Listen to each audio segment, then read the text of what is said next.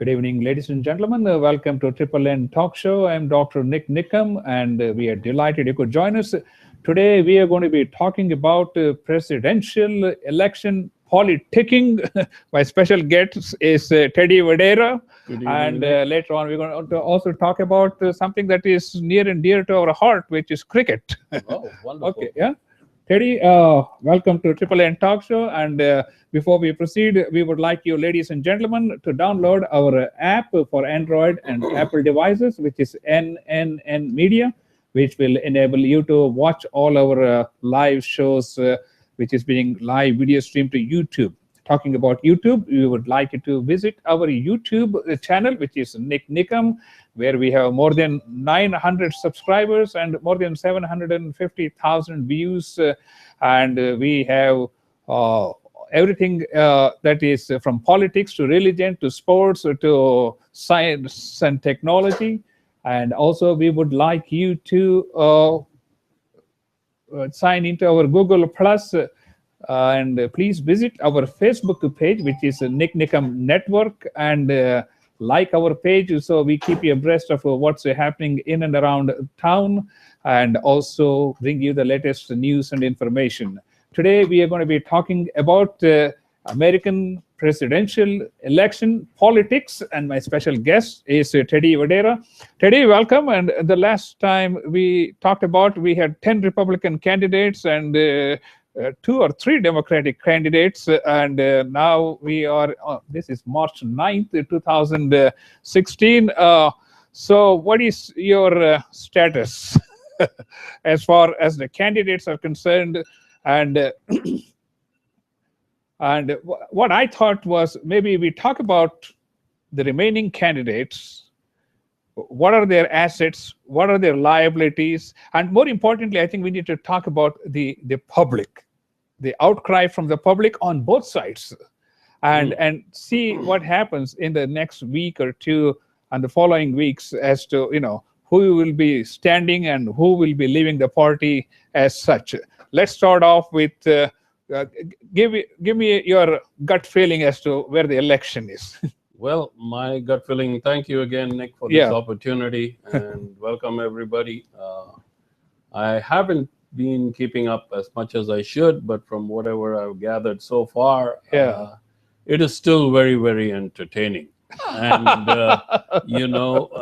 and I think it is drawing attention of more people this time than it has before, that I can recall.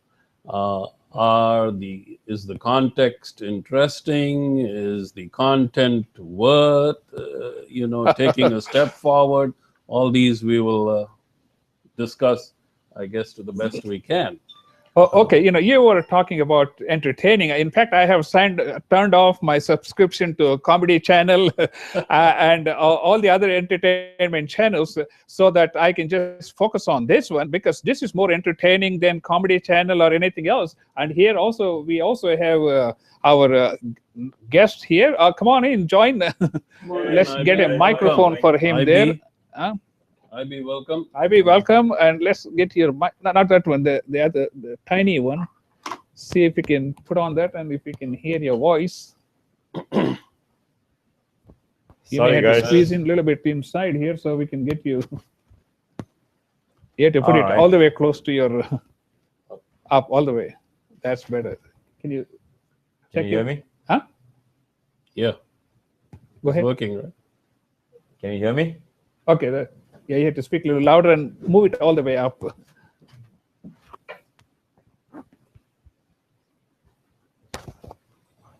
All right. How are y'all doing, guys? Okay, I think that's good. Let's see. Okay, yeah, we were talking about gut feeling. What is your gut feeling as to where the election is standing?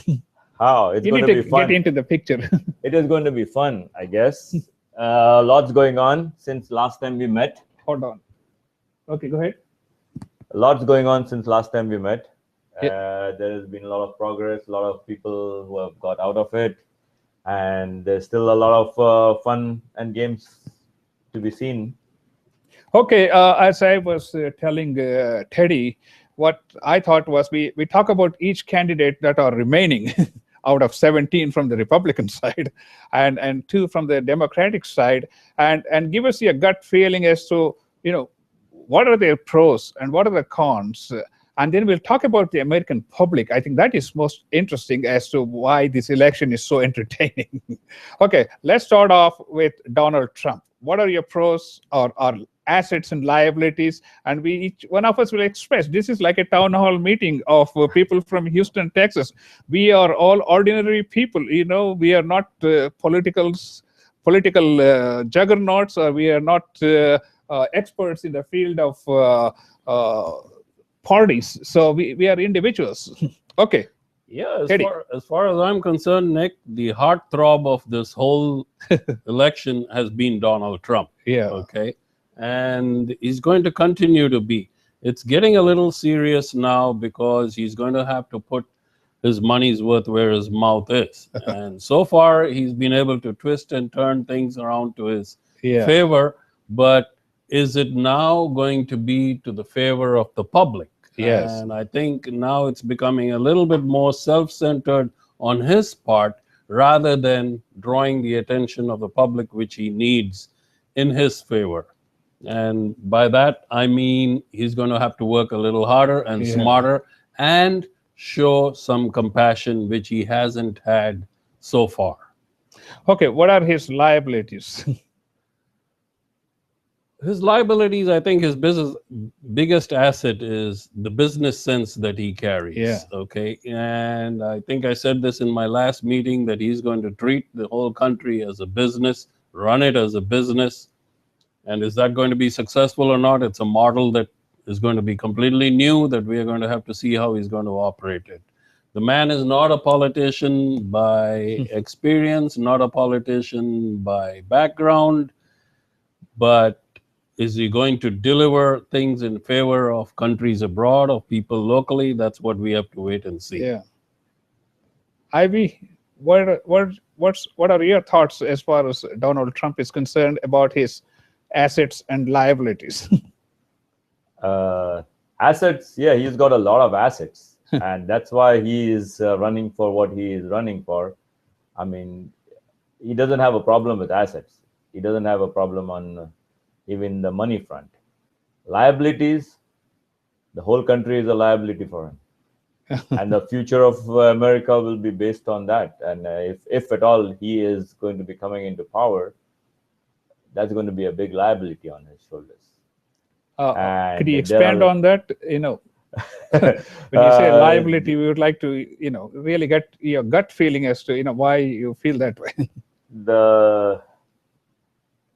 I mean, we are the common people. We do not know a lot of the nitty-gritty that comes with this kind of a power in a person's hand. Yeah. And especially the most powerful country in the world, you have the buttons in your hand to push. It could be for anything, for the better of the mankind, for the better of America, for the better of the world.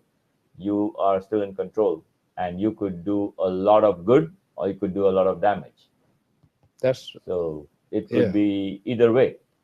Ladies and gentlemen, you are watching the Triple N Talk Show. I am Dr. Nik Nikam, your host. The opinions expressed here are solely those of the guests, and in no way reflect the overall general opinion. And we are just like town hall folks, and we are just expressing our heartfelt feelings.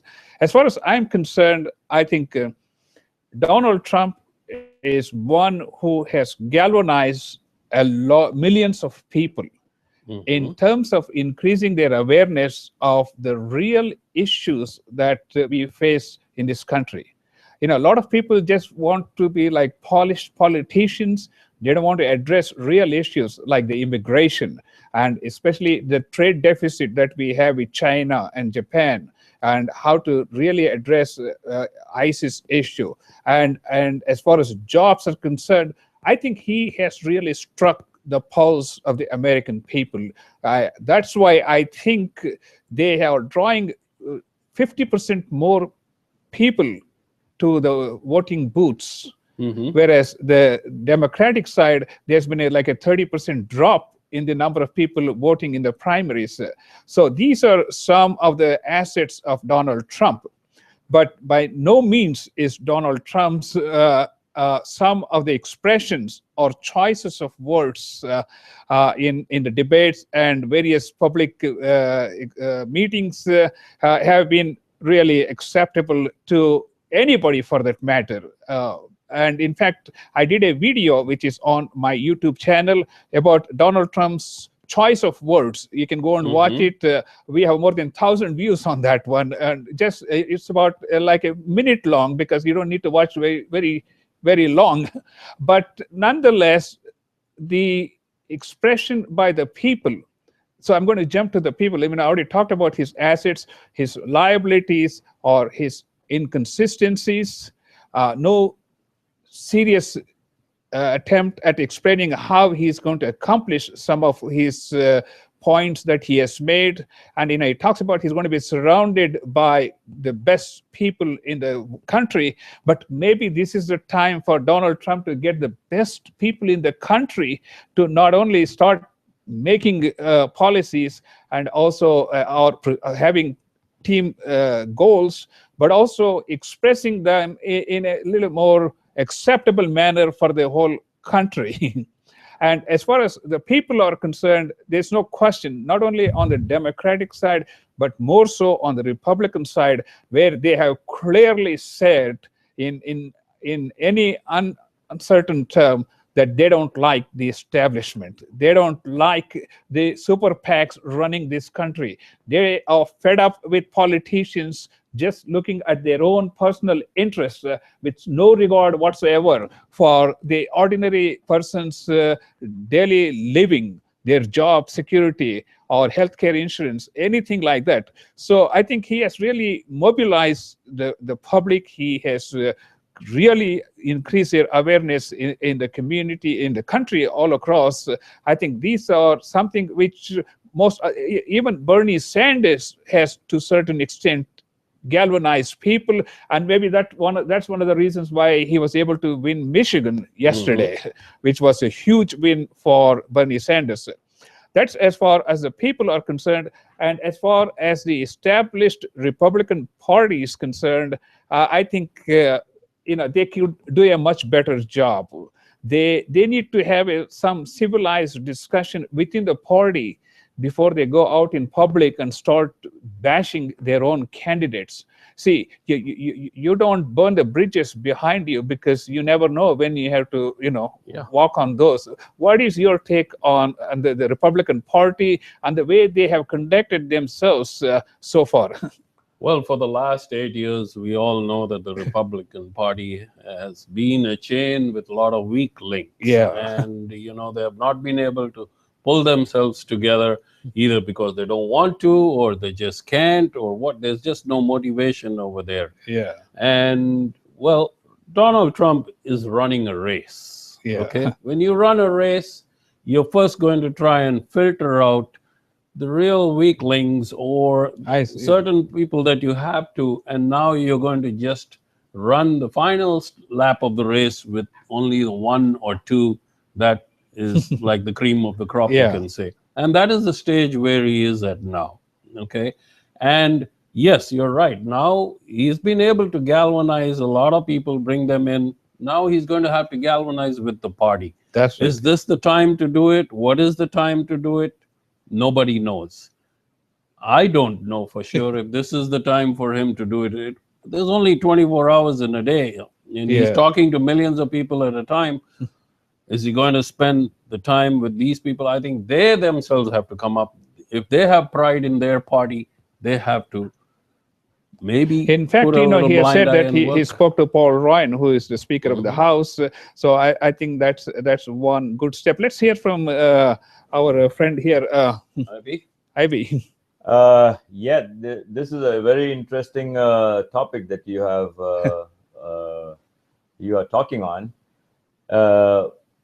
As far as Trump is concerned and the Republican Party, there are a lot of known or famous people in the US who have even gone to the length of saying that if Donald Trump succeeds and becomes the president, they will leave the United States and become either Canadian citizens or go to Canada or some other places. I mean, they have gone to that extent.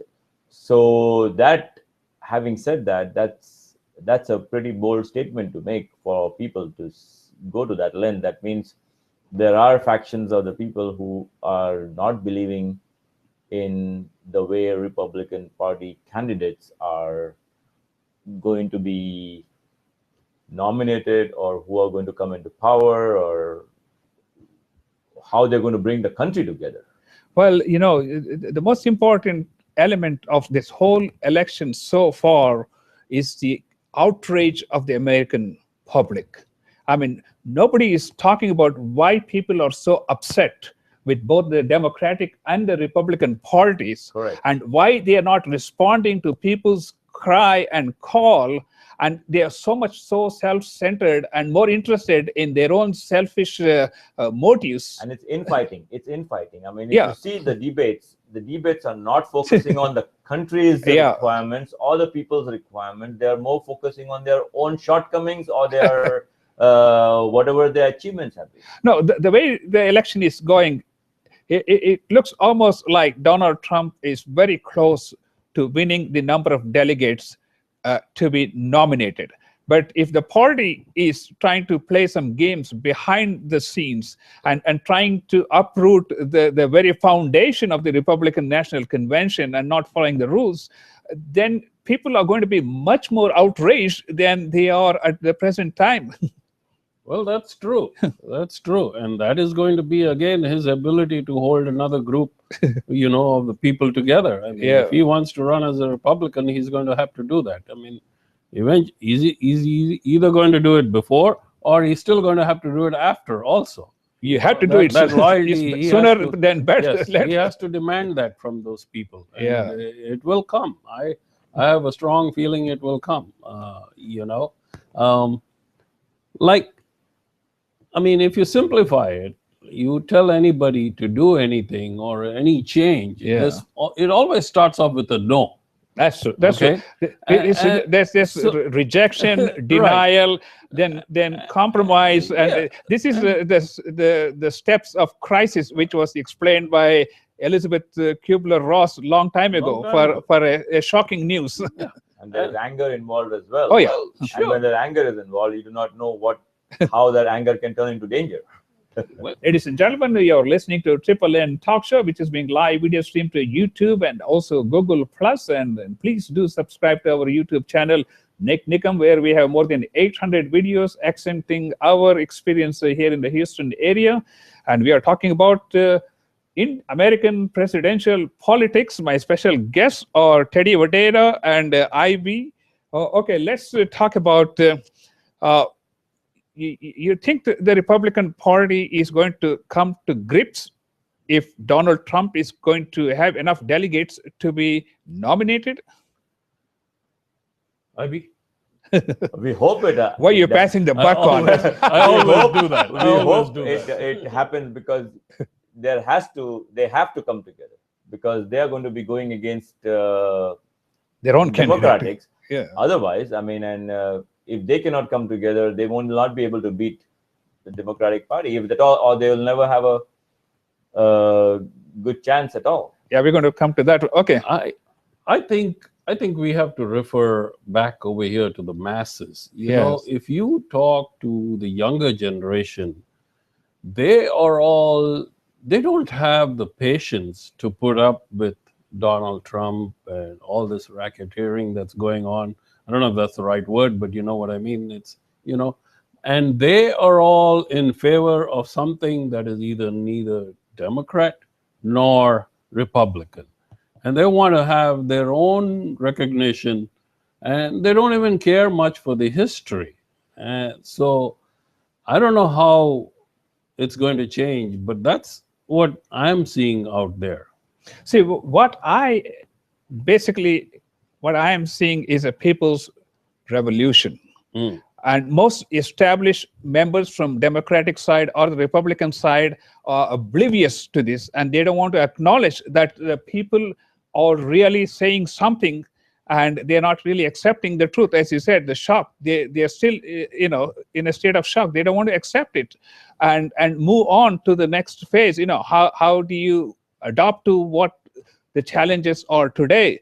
I mean, Donald Trump has mobilized all age groups, all ethnic groups, and all evangelical group, and the working class, and the elite educated group, and everybody. And He same even thing got a with response from the Pope. same thing from Bernie Sanders. That's right, Bernie Sanders. He has also mobilized a lot of young, hardworking people who are out of job today. Okay, I don't want anybody to think that this is a discussion about Donald Trump and that's all about American politics at this time. Let's move to the next candidate. First, we're going to cover the Republican, then we're going to go to the Democratic side. Ted Cruz. He's number 2nd in line as far as the delegates are concerned. What are his assets or liabilities, and what do you think? Can he have a second chance if Donald Trump is going to be uprooted in the Republican convention? Oh, I'm sure he'll have a second chance, if Donald Trump is uprooted, or even if Donald Trump is not uprooted. If it doesn't come on sure enough delegates by his own. He's still going to be there. He's a smooth talking, and he's not fast acting, but he's smooth talking and exercises a lot of patience, or shows a lot of patience in how he reacts to either comments or situations. But I don't see him being a go-getter. A person who would initiate something. He has good defense mechanisms, he has good responses, but there are plenty of topics out there, and you could bring out your own. What is his forte, I ask? Yes. So what are his shortcomings or liabilities? My question. That's something that we do not know the depth of that part of it, because we have seen what he has been talking about, and which has not been much. Yeah. In terms of assets as well. And I know the people might be aware of the incident that happened where he was at the church where the pastor has got shot. And he is recovering. Luckily, he had about 6 bullets that went, but nobody has yet found out what or why it happened. It was the day after Ted Cruz was with the pastor and had been in the prayer. And the next day after the sermon, somebody walked up to the pastor and shot him. And they have finally found him today in Washington somewhere. They do not know how he flew from the place that the shooting happened, and he flew across the country to Washington finally. Yeah, that one I was not aware of. Let's talk about real points which Ted Cruz you think is strong, and places where he is not strong or not confident. As I said, I mean, I feel he has more shortcomings. Well, he's not aggressive as you would expect a president to be. And I wish, I'm throwing a tangent over here. I wish Bloomberg was there, and then we could compare, the other two animals. But over here, I think Ted Cruz to me is mediocre. He's going to listen to you. He's going to listen to me, and he's just going to play along.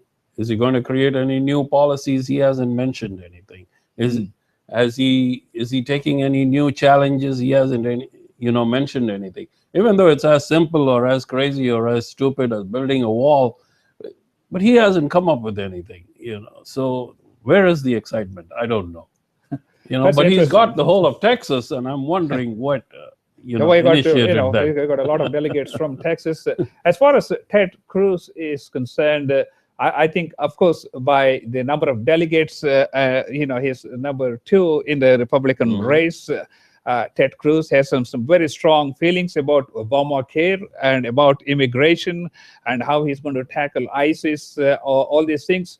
But if you listen to the debates during which he and Donald Trump had a feud, Donald Trump once said that nobody in the Senate likes him. So his own senators, don't like Ted Cruz, and even the Republican Party, it was not really, I would say, very pleased with Ted Cruz, from what I hear. But now maybe they have to come to grips with Ted Cruz too, because if he's the only party saver, then they have to rally behind him so that they can get to that. But the real question is, does Ted Cruz get his messages across as strong as Donald Trump is? And what are the chances of Ted Cruz facing Hillary in the general election? I mean, that's a major issue. And also, as far as the public are concerned, even in the most conservative states, he's losing to Donald Trump. So it is not sure if the public are really sold on Ted Cruz as being a viable option for the Republican Party. That's an important. Maybe that has got something to do with his history, or maybe his flip-flopping of his past. That's what I think. He has something that will go against him. That's true. His Senate record, his relationship with the Senate colleagues, all these things may have a role, but maybe we have to sort of put those things behind, because you don't have too much time and you don't have too many choices if you are the Republican established party, to say, okay, we need a candidate, we need a front runner, so we need to rally behind him and get the train moving. Yeah, I would summarize it, not to be rude, but I would summarize it as him being called Ted Hillary Cruz, because those qualities of flip-flopping and, they all come over there. Since you mentioned flip-flop, I even created a video about Hillary Clinton, about a series of flip-flops. You can watch that on our YouTube channel, Nik Nikam. And when you do go to our channel, Nik Nikam, please do subscribe to our channel so that we can keep you abreast of what's happening in and around the country and all across the globe. Okay, let's move on to the next candidate, who is now sort of in a medical field, we call it as gasping for oxygen. Or phasing out. Yeah, well, I wouldn't say that, because if we are talking about Marco Rubio, and he is still confident. Even today, I was just watching the television. He said, once we win Florida, we're going to go all the way to the convention, and we are going to win this convention. That is his feelings as far as he's concerned. I mean, during the early debates, I think he was doing reasonably well, and he was in like double digits as far as the polling numbers were concerned. But as time went on, I don't understand as to why he so precipitously dropped. Now he's almost like single digits as far as the number of votes in the primaries. I mean, he does have a strong message. He does understand the foreign policy and all these things, but somehow he has not been able to convince the primary voters that he is an ideal candidate to be representing the Republican Party. I mean, that's my feeling. So what do you? Well, sometimes to kick the ball further, you have to take 2 steps back. So maybe he is in that stage, and it's nice to hear his challenging confession that, hey, once I win Florida, I'll have this. I mean, it's good. Now it sounds like here's a goal-oriented person who can wake up, can get up. And yes, it could happen. I absolutely agree with you. See, I would never write off any of these candidates because if something happens in the next several weeks, and if one of the candidates has some closet bones which we are not aware of, right, and they come to limelight, and all of a sudden things can change overnight. Yep. In fact, the Republican National Committee has filed a lawsuit to get all Hillary Clinton's emails records, so that they can have a clear access and see what's the real issue. And this, if the Republican Party was together all this while, they could have done this long time ago. and we would have had a much more clear and clean race to run. But it's just that there's so many weak links in there. What do you think? Well, maybe that worked for Donald Trump's advantage. Yes. And I think that's the rage, or that's the frustration which he came into this race. There's a reason that he came into. It wasn't planned or anything. That's right. Yeah. Even he wasn't sure that things were going to be. And like, since you're talking about Marco Rubio, he has been one of the persons who has brought out a lot of maybe bad things, or maybe some unwanted or uncalled for remarks against Trump and the infighting that happened. I think you bring up a very important point. I think Marco Rubio has been the only outspoken person in terms of how people perceive Donald Trump as far as his words, his actions, and his ideas are concerned. And I think that's a very good point, because he has been pretty bold in pointing out, some of the things that he doesn't think are the right qualities to be the president of the free world, or the president of a country, the largest democratic country. I won't be surprised if two dogs are fighting and the third dog just grabs the bone. We may have that situation over here. But that's why I said you can never, until the fat lady sings, the party is not over. But his enthusiasm has definitely, been upgraded, and it's there. Although, back when he was in Virginia and visiting in these places, he didn't sound or come across, very active. But I'm sure now he realizes it's a do or die situation, and some people do well. I think so. It's a do or die Under real situation. pressure, if they come out victorious, that's when you really see their qualities, and that's when they really shine. And that's what people appreciate. Somebody who can produce under pressure. Yes. I mean, that's the key of being a president. Because you're under pressure every day, every minute, because you could press that red button anytime.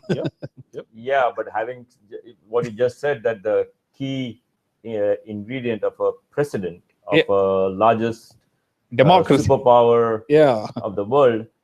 But when it comes to Marco Rubio, it was totally surprising that a presidential candidate who's going to be the president of a superpower had brought out words or brought out the size of a hand of Donald Trump and the size of this and that, which is totally uncalled for, and it didn't make the grade of a presidential candidate. You see, I have particularly, even though I have created videos about people's what I should say extraordinary qualities, I don't want to discuss that here, because I really want to discuss the real issues that concern us, individuals, as me, as a voter. What are their assets? What are their liabilities? And why are the established parties not responding to people's outcry and saying, okay, we don't like you, you're not popular with us, and we are fed up with your politicking, we are fed up with your super PAC supports, and the country being run by Wall Street and banks and foreign interests. I mean, that's what Donald Trump has really shaken up the whole the country, along with Bernie Sanders, who also has said, he is fed up with this Wall Street and banks and all these things which have really put this country in this miserable position this time. That's what I meant when Marco Rubio is going off on a tangent and going after personal attacks on unwanted things. They should be spending the time where they can actually listen to the people or people's calls for what will be good for the country, what will be beneficial for the people, or what will be the future of the country, or for future of the people, or how it will work for them. So that is what they should be addressing, and it goes for all the candidates. Be it Donald Trump, absolutely. I think Ted the Cruz, last be it Marco debate Rubio, that, or be it Hillary or Bernie Sanders. I think the last debate was just worthless because they were talking about issues that are totally irrelevant to the people who are going to the polls and voting for a candidate. And you can see, I don't know who coached Marco Rubio to come out so strongly and so out of line to express all these things, because it just didn't work for him. It just, in fact, I think it worked against him to come out, because Donald Trump responded in a very in a Trump way. Yeah, because he is known to respond that way. And ladies and gentlemen, you are watching a Triple N talk show. I am Dr. Nik Nikam, and we are ordinary folks here from Houston, Texas, because we are one of the voting members, and we are just expressing our opinions, and these opinions are just ours, individual opinions. And my special guest is Teddy Vadera and Ivy. And so let us talk about anything else you can say. Does Marco Rubio have a place in anybody's cabinet? Who is going to be nominated? I mean, he has worked hard for a whole year. He has shown a lot of qualities where he has a lot of knowledge about the country's workings and all these things. Do you think maybe he has a place to be one of the lead positions in the cabinet? Well, I think so, yes. Yeah. I think so, yes. Now, and that, I would say, if it's Ted Cruz, he probably won't keep him. I see, yeah. That's my personal opinion. But Donald Trump, I'm sure, will make him an offer. And is he going to have the guts to accept it is a different situation. There are very important positions to be. And because at the end of the day, by the time you reach the national convention, you all have to get together as brothers. Yes. I mean, since these are all male, I have to say brothers. Others, I would have said brothers and sisters. I would have said brothers and sisters. Only brothers are running on the Republican side. And if they lose, then we'll just say sisters to all of them. Well, we're going to get to that stage. We'll find out. So, one thing is to understand that, okay, you can only have one captain, only one leader, one president. But nonetheless, all these candidates, who have withstood the test of time and survived all these challenges, they are maybe the true assets of the Republican Party. And I feel a lot of these people may have significant contribution, because a lot of them have the same idea, building a wall against across Mexico, dealing with trade deficits, creating jobs for all those people in Detroit and Flint, Michigan. I am from Detroit. I spent 2 years in Detroit. I work for Henry Ford Hospital. Oh. So I know the life of auto industry. It's like a heartbeat. That's why I'm a cardiologist. And I lived in Detroit for 2 years. When you're talking about Wayne County, I know I worked in Wayne County. Wayne County is the largest population in Detroit. That's where Hillary Clinton got the biggest vote, but still, she couldn't pull the whole state of Michigan. And Nick, like we was talking in the beginning of this meeting, that the Republican Party has a lot of weak links and they don't stick together. And we were talking about why Donald Trump, or if he can bring them together. I don't think it's only his responsibility now for the situation that these three are. Each one of them has to bring the party together, and they all have to start now. If not for anything else, that has to be a common cause between them at the end of the day. Hey, you party, you stick together, and then that's okay. Sticking together, talking about sticking together, the Republican last debate they had, which was moderated by the Fox anchor person, the last question they asked was, if Donald Trump is nominated, are you going to stick with the member? And all the three members on the stage said yes. And yet, at the same time, we had the Republican establishment going on national television, bashing, selective members. I thought that was premature and uncalled for. If you have a family quarrel, you don't take it to the internet. Right. I think I think a lot of them are this old school. They don't want to let go of the positions that they have, the luxuries that they enjoy, and they think that, hey, you throw out some negativity over there, it attracts people. That we're all surrounded by negativity. Not anymore. But you said it's old Not school, anymore, and yes. now nobody wants that. Nobody, not anymore. The public on both Republican and Democratic side are outrightly saying it. And we don't want this old school politics. And in those days, it used to be that, hey, the information or the news used to take so long to come reach us.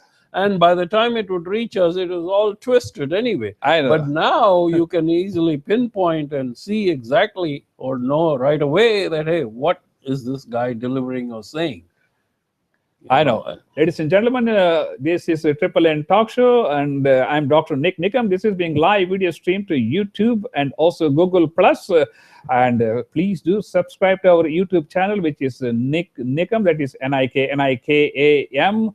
And we are talking about American election presidential politics. My special guests are Teddy Vadera and Ivy. Okay, I don't want people to go with the notion that, we are from Texas, so that's why we are talking only about Republicans. We are an equal opportunity debaters, and we are commentators. So we are equal opportunity commentators. We are common folk. We are common folks, and we express our heartfelt feelings because at the end of the day, when I stand at the ballot box, I want to see what difference it makes in my life. I'm a doctor, and I want to see if it's going to make a difference in my life. Is it going to make a difference in my children's life? Is it going to make a difference in my surroundings? So those are the things. It doesn't matter to me, who is the establishment party and who is, supported by super PACs and all these things. It doesn't feed me or my kids. Okay, let's talk about the Democratic side. Let's start with Bernie Sanders. And then we go to Hillary Clinton, and then we'll go to the general election feelings. Well, Bernie has been my favorite on the Democratic side. He initially did not exhibit much energy and confidence, but it's just amazing to see where I think he was a good observer so far, and now he has picked up certain sticks as to what initiative he has to take, and he is doing it. And I'm sure he's going to come ahead a long way. You're running against Hillary, who has her husband who walks in wherever, whenever, whether he's allowed or not allowed, and creates momentum over there, among a lot of women, and so does she. It's tough. It's becoming more of a personalized war over there than over here. We see accusations, but over here it's more personalized. That's the way I see it. I think with his experience, knowledge, background, and his intensity picking up, Bernie Sanders will move ahead and will come out looking better. I hope. Ivy, what's your take? Bernie Sanders has really got the youth interested, and they have been giving him full support. And he has been able to awaken the call of the youth. And if that momentum goes on, that will be beneficial to Bernie Sanders. And he has been able to capture that segment of the population. Okay, my take as far as Bernie Sanders is concerned is at the beginning of the election cycle, his ratings were like single digits, and from there he has moved all the way to double digits, 20s, 30s, and yesterday he proved beyond a doubt that he can score a victory by clinching Michigan. I should say Michigan, because I lived in Michigan for 2 years. Yes. You're thinking more of Clinton, so you're going Clinton. No. I think Bernie Sanders, like Donald Trump, has really galvanized people on the Democratic side. Yes. He's talking about basic common values as far as, having jobs for American workers, especially middle class American workers who have lost so many jobs for foreign companies. And he's talking about the Wall Street excess and bailing out of all these big Wall Street giants.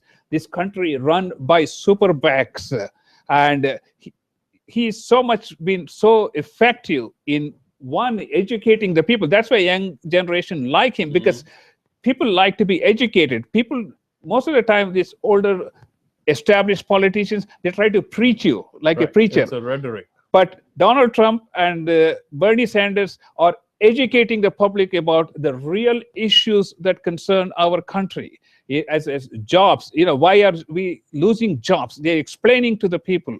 That's why college graduates who are political science students, they are learning for the first time what's happening in the country through these candidates.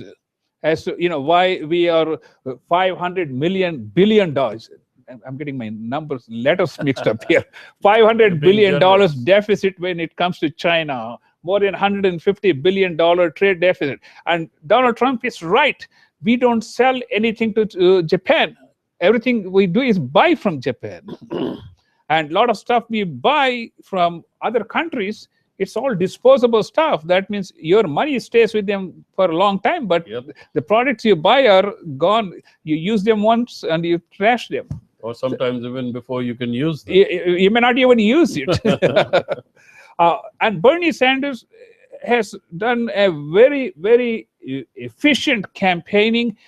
In the last several weeks, he has mobilized 5 million people to donate $27 max.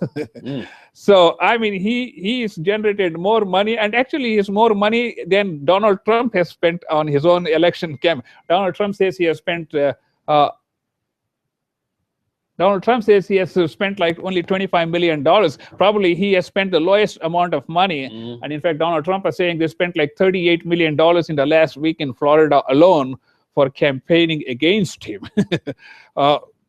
So as far as the Democratic side is concerned, there's no question Bernie Sanders has made leaps and bounds, and he is caught on Hillary Clinton in terms of electoral votes and all this. But at the end of the day, I think she is going to have enough delegates to be nominated. So much so she's already telling Bernie Sanders to get on board with her. I mean, that's what she was saying. He said, you can't go on forever, because somewhere along the line, you have to draw a line and say, okay, now let's go together as one party. And that's, but I think he would be a great asset to the Democratic Party, because you can't write him off, just because he's second in line or something like that during the convention time. But I think they should utilize his knowledge and his wisdom for the betterment of the Democratic Party, and also for the betterment of the country. Okay, let's move on to Hillary Clinton. Whew. You go. Your favorite. Man, you're passing on the question. It's his favorite. I know. Hillary Clinton. I know Hillary is his favorite.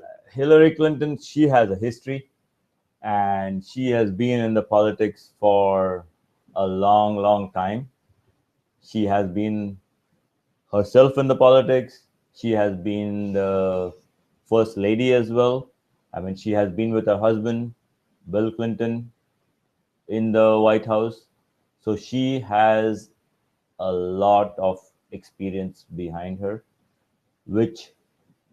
and she being the Secretary of State as well, and having the opportunity and the power to go around the globe. So she has been exposed to all those things, and she has had the chance firsthand to actually go and deal with these issues around the world. Even before she went for the presidential running for the elections, she has firsthand, which none of the other candidates have ever had an opportunity to be firsthand dealing with all the issues which she has dealt with in her whole career or in her lifetime. That is even on the political front as well as in her personal front. She has come through a lot. She has matured through all these things, and having the first-hand knowledge of going overseas and meeting the different Heads of the country states. leaders and the heads of the states, as well as the oppositions of the other countries' Yes. states. That is, which nobody else has that exposure or been fortunate enough to be able to be in those shoes. So she has a lot of advantage where it comes to dealing with the country and their issues with the other countries. So See, I told you he was pro-Hillary. But anyway, it's not the pro-Hillary or No, no, okay, let's- Hillary. That's the so fact why- of what That's we fine. are That's talking fine. about. What are her shortcomings? Oh, every person. She has a lot of shortcomings as well. She has a lot of shortcomings, and even with all the shortcomings, she has managed to survive all the ups and downs of a political career and her personal career. Yeah. She recently came on a live talk show on the TV, and her past experience with the public and her husband's past came out in terms of Monica Lewinsky. Yeah. And she said, yes, I know it will come out. It is something that, and she said, I'm fair to it. We live in a free country. Everybody has their opinions, and they can bring out whatever they want to. Well, Ready? we have talked about inconsistency. Yeah. In her case, I would refine it and ask about sincerity. I don't know, because for anybody who could just wipe out important information and then get away with it, that is a matter of serious, serious concern. And when you have done something like this once, now when you have more power, how easy is it going to be to do it? Should push come to shove. That's what scares me. Okay. The other thing is, I have not seen her operate efficiently with a team. She's never been able to put a team together and receive the ultimate result that she wanted in whatever negotiations she had initiated, both abroad and this one. So, and I think these are the qualities that have to be there for a president. You got to be able to put a good team together. You got to be able to delegate. It's not going to be where she's now going to be on the negotiating front at every stage. And these are my main concerns when I look at it. I can elaborate on this more and more, but I think this is the primary concern for me. Yeah. Well, as far as I'm concerned, she is the most experienced candidate in the political arena compared to most other candidates, and she has been exposed to, as you said, a lot of international leaders. So she has a very, very strong knowledge of the international politics, and she is a front runner of the Democratic Party. She has enough support from the party establishment for her elections and upcoming Democratic convention, and she doesn't have a whole lot of opposition, even though Bernie Sanders is there. But I think within a few weeks we're going to get a clear understanding as to how far Bernie Sanders will be able to really play into this election cycle. And he says he's going to go till the convention. But nonetheless, my gut feeling is that she is going to have enough delegates because she has a very strong support from the super PAC, which may be a plus for her. But from a public perception, it is a negative aspect because people are fed up with these super PACs running the country rather than leaders and presidents, and they are fed up with banks running this country. They are fed up with foreign interests, having meddling with the American politics. And as you said, on the other side, the inconsistencies are clearly documented by so many other news media, and you go to YouTube, you can see them side by side as to the inconsistencies of what she said before and what she said afterwards. And she says, well, with time, everybody evolves. As the information changes, you have to change according to that. So you walk on a street, if the street floods, you don't walk because there is flooding. So that with that new information, you have to change your direction. But some of the decisions are far more than that simplified example I gave. Yeah, I would, I mean, what have you done to ensure that flooding doesn't take place anymore? I mean, we are living in the most advanced country in the world, and we are trying to plan ahead, and that is what I'm calling for. Hey, I mean.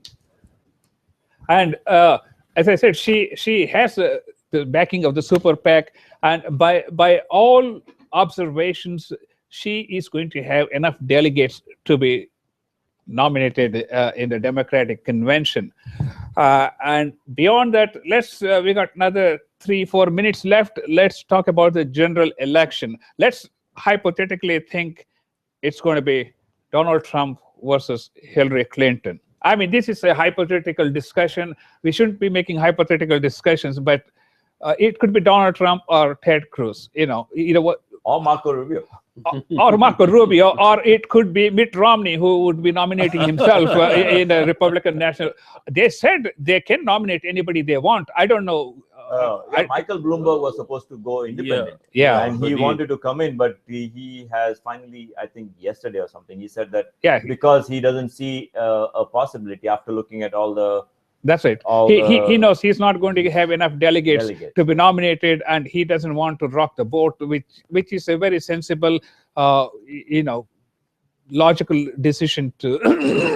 And the money in the pocket is more important than money to the public. So, couple of words about if it's Donald Trump or Cruz or Rubio versus Hillary Clinton. What is your take? Well, that's going to be the most interesting debate. I think I will watch it from beginning to end because it's going to open up a whole can of worms on each side, and how strongly the one will be able to impose on the other the outcomings of that or demand the answers to that and get it is what is going to bring the success in the person. That will be an interesting stage of this election campaign, where you said it could be Trump, it could be Cruz, it could be Marco Rubio versus not only Hillary, it could be Bernie Sanders. Could be. So we never know, but it will be interesting because from the past debates that we have seen and the insults that they have been raising against each other in their own party, when it comes to somebody from an opposing party, it will be interesting to see what levels they can go to. Absolutely. Teddy started off by saying this has been so entertaining. The only reason he turns on the television is for entertainment. Yes. And if you thought the prelude was an entertainment, wait till we get to the general election phase, where it's going to be much more hilarious. Because as you said, when the opposing parties stand there on the debate, you never know what's going to be coming up. So ladies and gentlemen, with that, we would like to conclude this presentation, and the best is yet to come when we have the debate between the Republican and the Democratic candidates. And I hope the people who ask the questions are a little more sensible in asking most prudent questions that really has brought these candidates to the future, that's going to bring these candidates to the future debates. You're watching a Triple N Talk Show. I'm Dr. Nik Nikam, and my special guest is Teddy Vadera. It's nice having you on the show.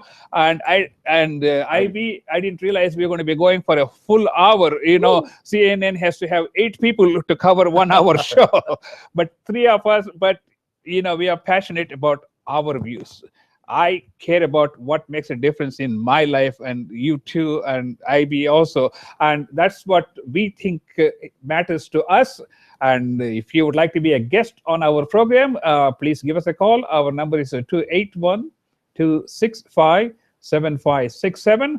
This is a Triple N talk show. And please do subscribe to our YouTube channel, which is Nik Nikam. Sorry, we didn't get a chance to cover cricket, but we are going to be talking about cricket. The first major game between India and Pakistan is going to be on March 19th. That's going to be coming. And I found out the only place you can really watch is to sign up on Willow Cricket, which you can sign up on internet or on television channels. So next week we'll come back and talk a lot about cricket. And until next time, this is Dr. Nik Nikam saying you have a wonderful evening. Thank you, Nick. Thank you, Nick. Appreciate it.